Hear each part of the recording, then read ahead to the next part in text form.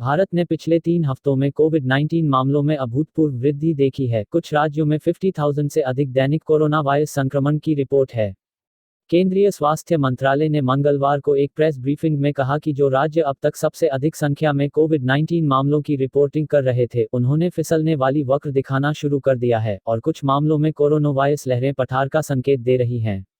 स्वास्थ्य मंत्रालय ने कहा कि देश के कुल कोविड-19 मामलों में 82.75% 19,27,304 ठीक हो चुके हैं। यह 3,715,221 या 16.16% सक्रिय मामलों के अलावा है।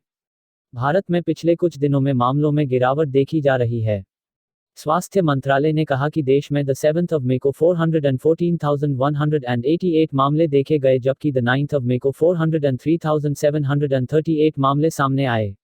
स्वास्थ्य मंत्रालय के एक अधिकारी ने कहा, पिछले 2 दिनों में हमने और गिरावट देखी है, जहां 10 मई को 366,161 मामले और 11 मई को 329,942 नए मामले सामने आए। मामलों की संख्या पठारी लग रही थी। उनमें से कुछ प्रमुख राज्य महाराष्ट्र, दिल्ली, उत्तर प्रदेश, आंध्र प्रदेश और राजस्थान हैं।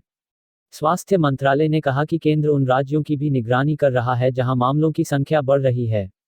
इनमें से कुछ राज्य कर्नाटक, केरल, तमिलनाडु, पश्चिम बंगाल, ओडिशा, पंजाब और कुछ और हैं। केंद्रीय स्वास्थ्य मंत्री और राज्यों में संबंधित अन्य मंत्रियों के नेतृत्व में मंत्रियों के एक समूह ने कोविड-19 स्थिति, राज्यों में तैयारियों और योजना की समीक्षा की। केंद्रीय स्वास्थ्य मंत्रालय आपदा प्रबंधन अधिनियम के तहत कोविड-19 समर्पित अस्पतालों में प्रवेश के लिए एक राष्ट्रीय नीति लागू करता है। पॉलिसी क्या है? प्रवेश के लिए एक सकारात्मक कोविड-19 परीक्षण अनिवार्य नहीं है। किसी भी खाते में रोगी को सेवा से वंचित नहीं किया जाएगा। देश में कहीं भी किसी भी सुविधा के प्रवेश के लिए आवश्यक अधिवास। बिहार और उत्तर प्रदेश में नदी से 70 से अधिक शव बरामद किए गए हैं।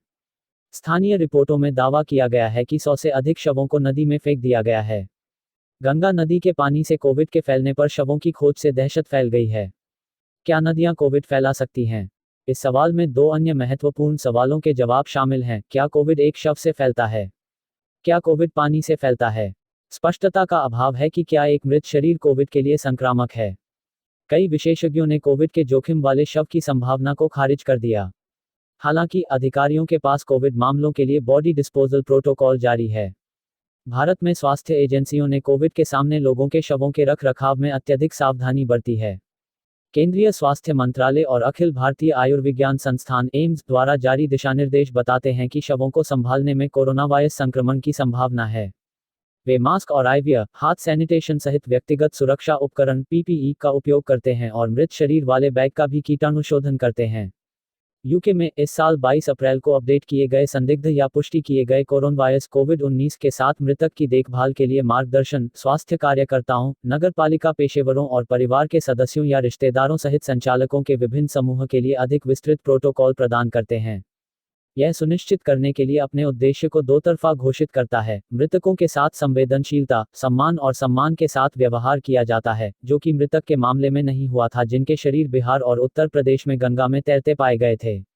जिन लोगों को मृतक के संपर्क में आने की आवश्यकता है या जो मृतक की देखभाल प्रदान करने वाली सेवाओं में काम करते हैं, वे संक्रमण से सुरक्षित हैं।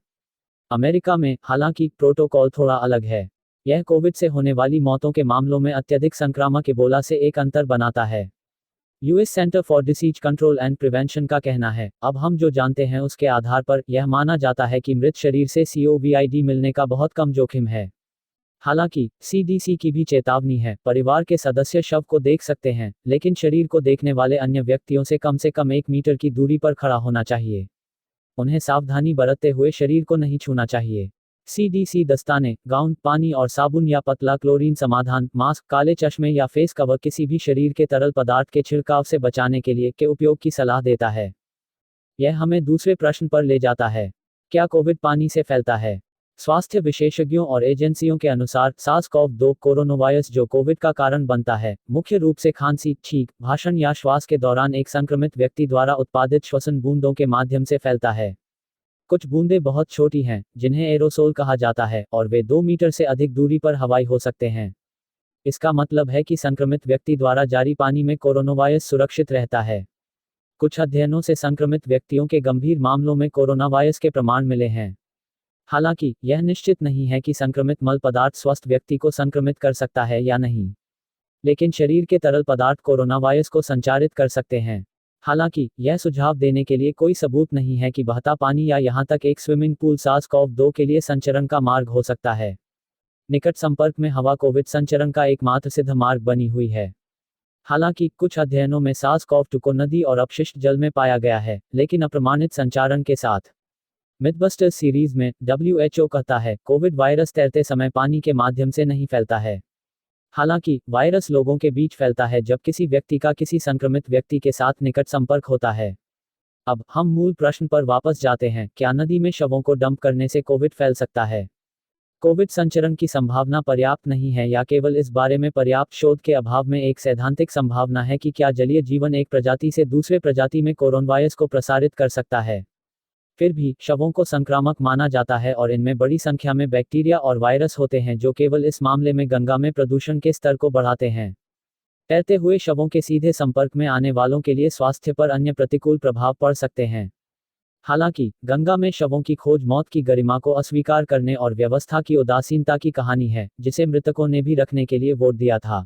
Thank you for watching and please support us. For more latest information please subscribe our channel and press the bell icon. Thank you.